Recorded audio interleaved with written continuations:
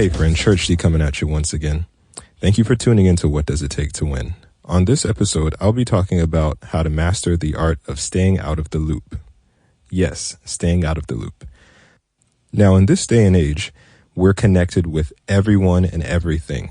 We have the internet, we have social media, we have each other. So it's like we know everything that's going on at all times.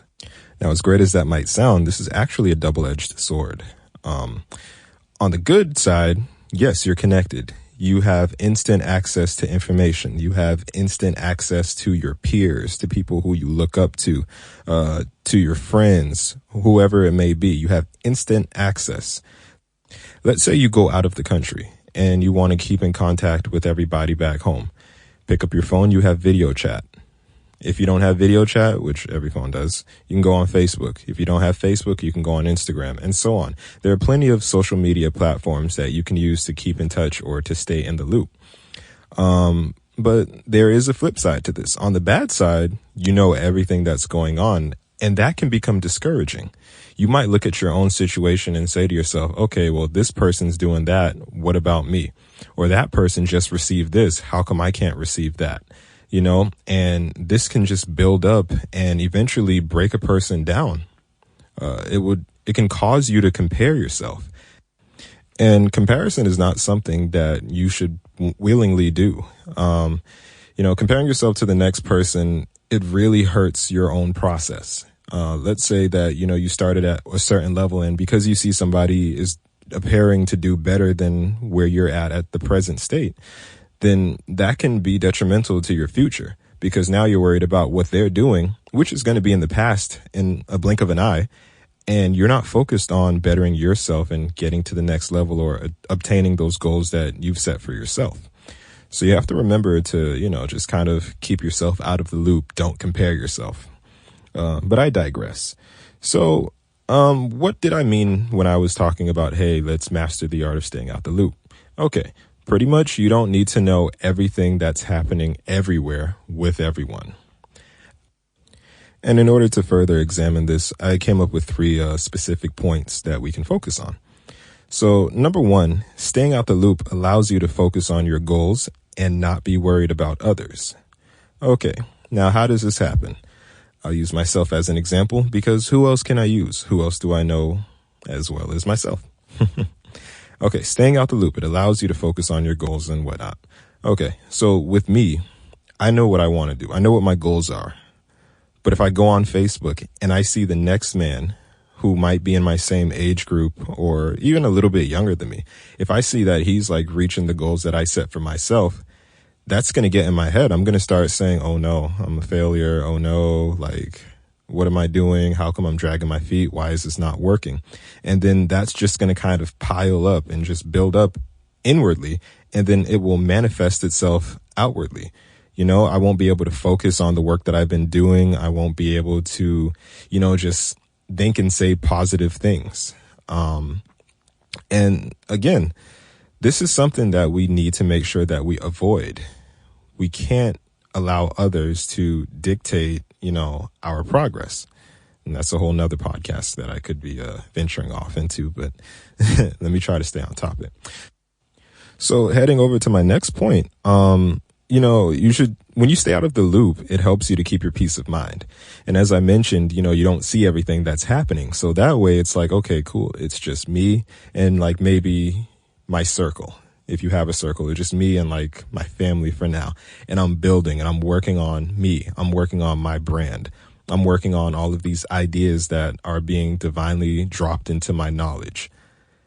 You're not worried about why so-and-so is progressing faster than you, or you're not worried about, oh, hey guys, I just put this out, come and support. No, you're able to focus on what you're doing. Even with that being said, it's okay to take a look at your competition, if you will, every now and again. And when I say competition, I don't mean oh, we're all against one another. No, it's more so hey, what is this person doing who's my age? Or what is that person doing who's a little bit younger than me, or a little bit older than me, or a lot bit older than me?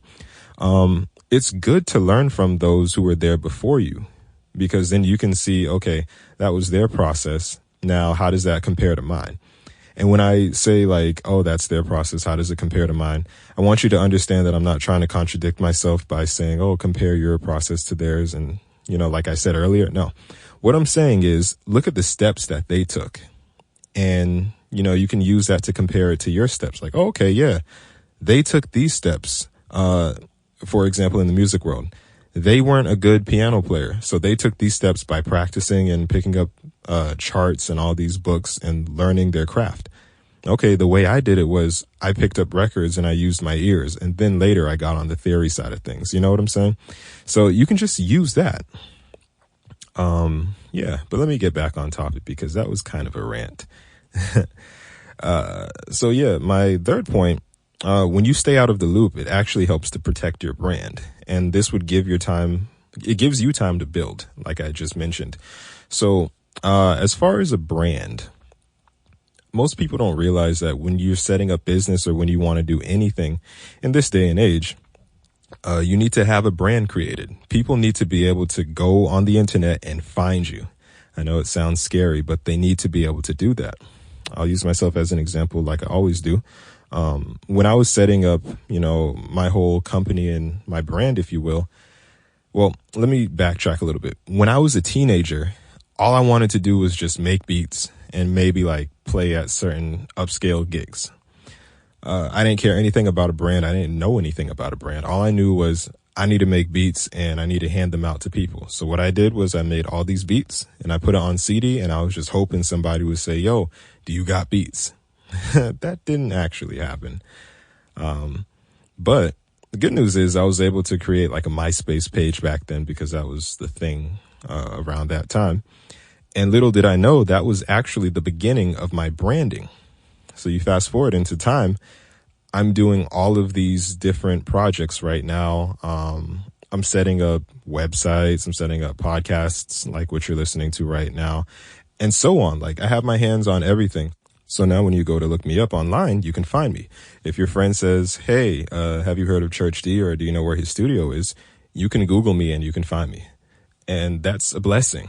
There's a brand that I've created and I would not have been able to do that if I wasn't saying to myself, okay, I need to stay out of the loop just for a little bit.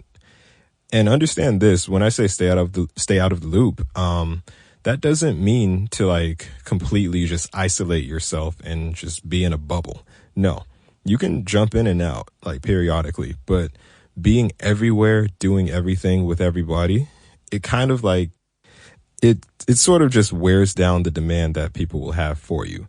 For example, let's look at Michael Jordan, and I hope I don't get any fines for talking about Michael Jordan. It's all love to you, Mike. You're the GOAT. Yep. But let's look at Michael Jordan. You don't see him appearing on shows very often. You don't see him doing interviews very often. In fact, if you try to look up the most recent interview, I think it may have been like, either last year or a couple years ago, but I guarantee you the minute Michael Jordan has an interview coming up, within hours, there will be hundreds of millions of views. Why? Because the demand has been created. He stayed out of the loop for a long time. And now when he comes back, people are like more interested and more curious as to what he has to say. And that works for us too. I'll use like the whole Christian music scene thing up here as an example.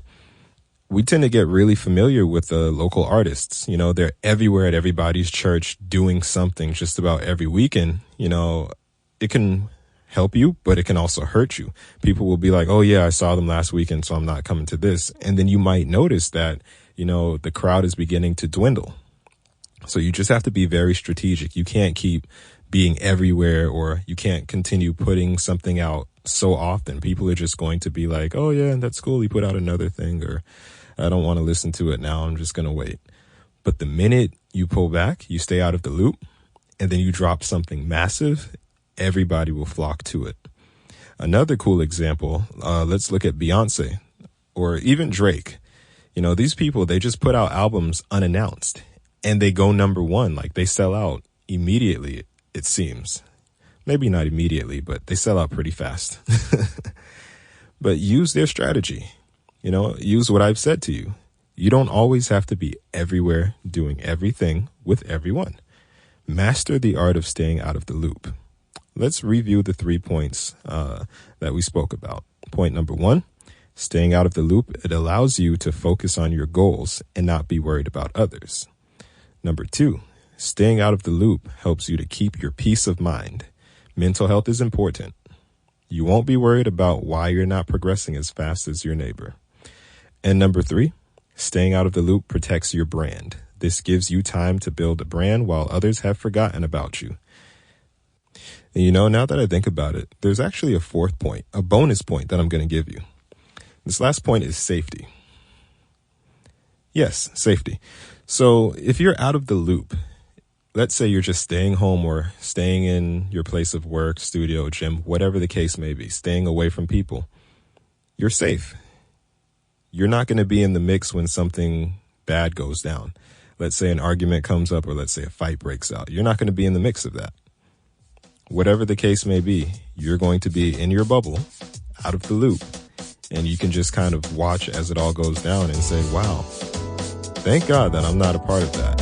And now I know how to avoid it and who to avoid. Thank you for all of your time today. Thanks for tuning in to this podcast. I hope it blessed you. I hope it encouraged you. I hope it inspired you. Hey, if you like it, be sure to click the share button and subscribe to my YouTube channel. You can find me on YouTube at Church D. Check out my website. I'll put the link in the description below. And until next time, thanks for tuning in, friends.